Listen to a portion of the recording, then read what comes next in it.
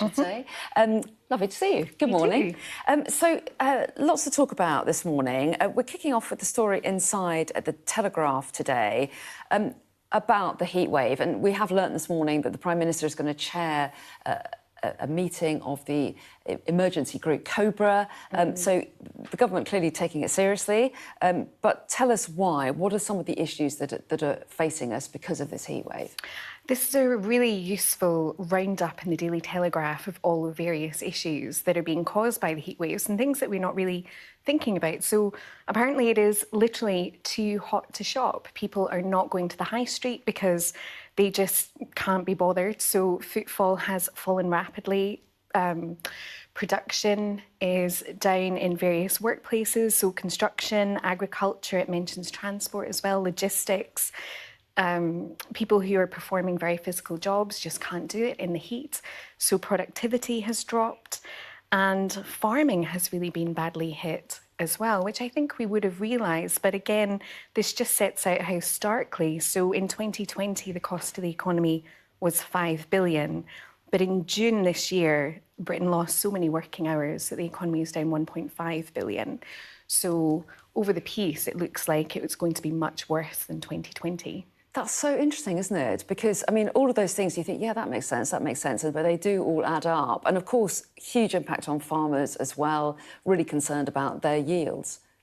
Yes, and again, you just have this sense of everything drying up in the heat. So potatoes apparently are shrunken, the pea crops came early this year, so they weren't able to gather that in.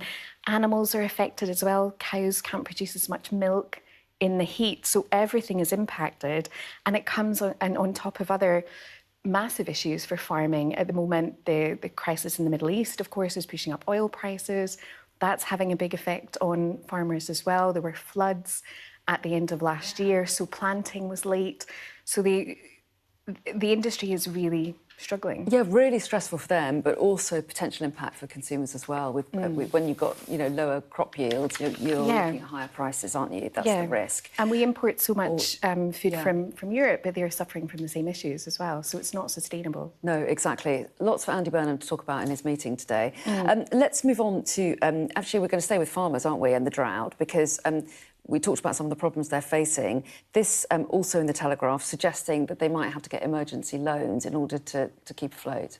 Yes, and this, of course, is all connected. So banks are offering emergency loans to farmers, and the advice is don't wait until crisis point. Get in early, come and speak to us if you're needing money. And again, the industry has been so badly affected by post-Brexit funding changes. I mentioned the winter floods, but this is also the third drought in 5 years. And so one of the issues for farmers is that this isn't a one-off. This is becoming the new normal. So yes, they do need the support from the banks, but they also need the political support. And, you mentioned Andy Burnham is chairing the COBRA meeting later today. This needs to be an important issue for him because it affects the economy, it's affecting food security, and there are real threats to food security, to the future of farming, and some suggestion that some farmers might come up to Scotland where we have a much more temperate climate. So, it is an enormous issue for the new Prime Minister to be trying to deal with. Yeah, and also a lot of conversation about potentially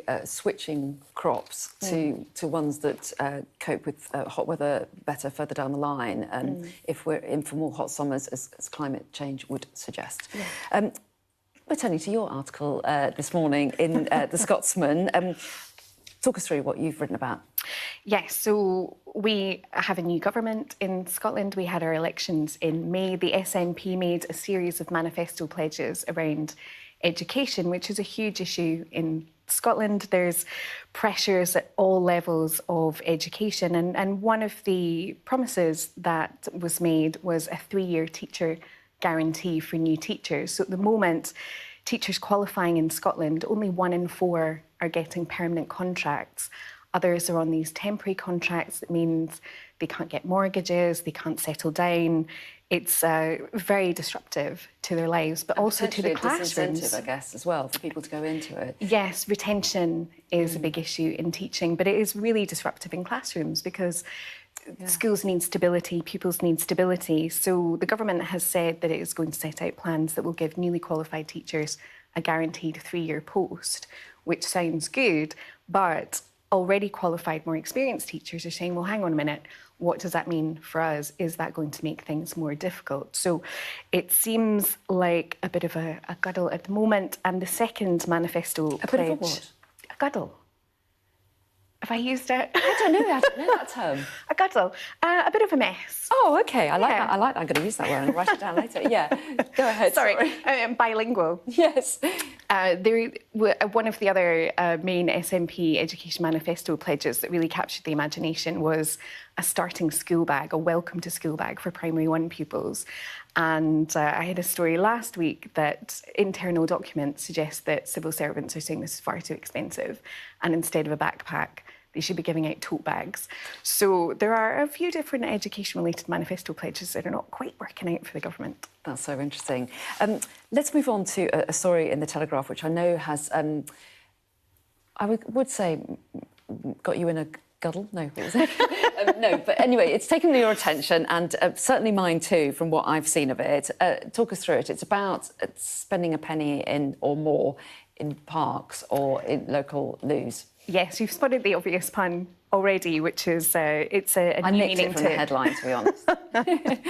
One of the quotes in the piece is, it's a new meaning to spending a penny. So councils in England are introducing, instead of putting cash into the machine to get into public loos, you can tap your card now, so contactless payments. But that technology gives them the opportunity to introduce surge pricing. So at busy times for toilets, you would have to pay more money to get in. And we've seen surge pricing be criticised around gig tickets. Various different taxi companies can surge price you as well. And there has been huge pushback against this because it's just ripping off consumers.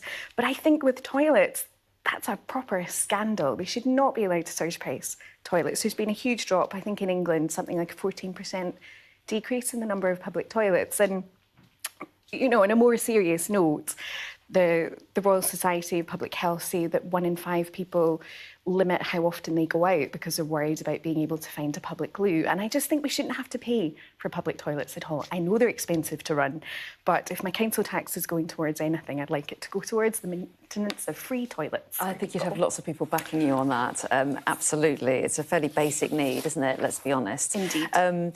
Finally, let's just turn to The Sun, shall we? Because they're suggesting that under 30s are a shy generation. Yes, there are far fewer opportunities for under 30s to socialise, and new figures are showing that people in their teens and 20s are spending 2 hours a day more by themselves than previous generations. And of course, it brings back the whole discussion about working from home. Should we be in the office? Should we be at home? There are fewer opportunities for them to socialise, and it is having, apparently, a huge impact on mental health. Yes, as I imagine it would. Sadly, we haven't got more time to go into that. It's a really interesting survey, isn't it? But you will be back in the next hour, I'm happy to say. Katrina, thanks very much indeed. Stay with us.